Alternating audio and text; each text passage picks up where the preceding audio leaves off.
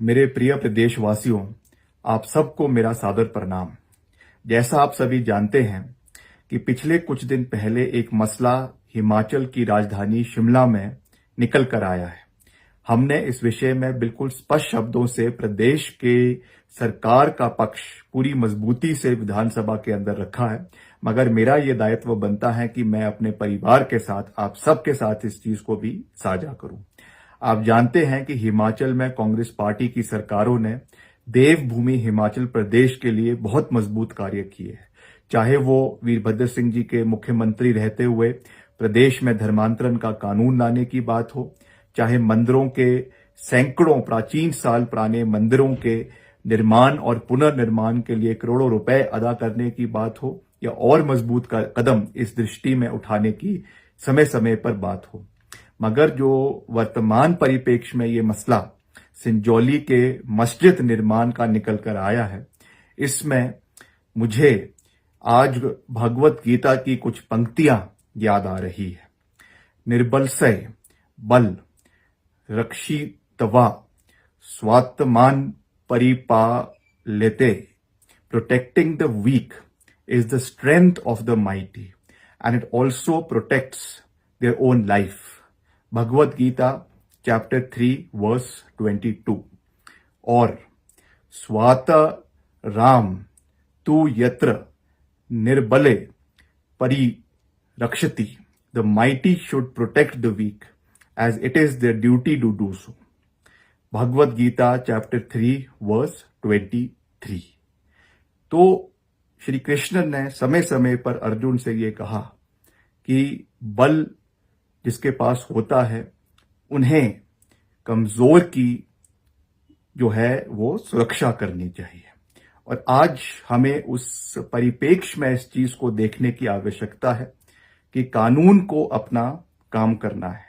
मैंने ये पूरी मजबूती से कहा है कि चाहे वहां पर जो भवन निर्माण की बात है, अवैध भवन निर्माण की बात है, उसमें रूल ऑफ लॉ के तहत, यानी चाहे वो संविधान का कानून है, चाहे वो इस परिप्रेक्ष्य में एमसी एक्ट का कानून है, उसको पूरी मजबूती से लागू किया जाएगा। और अगर आने वाले समय में किसी भी भवन को अवैध बताया जाता है तो निश्चित तौर से उसके ऊपर कार्रवाई होगी।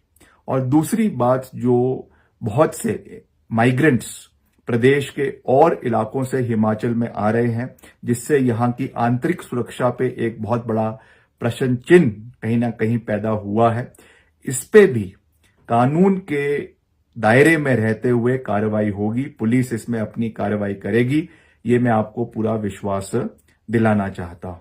मैं आपको ये कहना चाहता हूं कि हमें अपने जो है धर्म पर, सनातनी होने पर, प्रभु श्री राम का आशीर्वाद होने पर हम सबको गर्व है, मगर उसके साथ साथ हमें अपने कानून की व्यवस्था को बनाए रखना भी हमारा मजबूत दायित्व बनता है, हमारी जिम्मेवारी बनती है।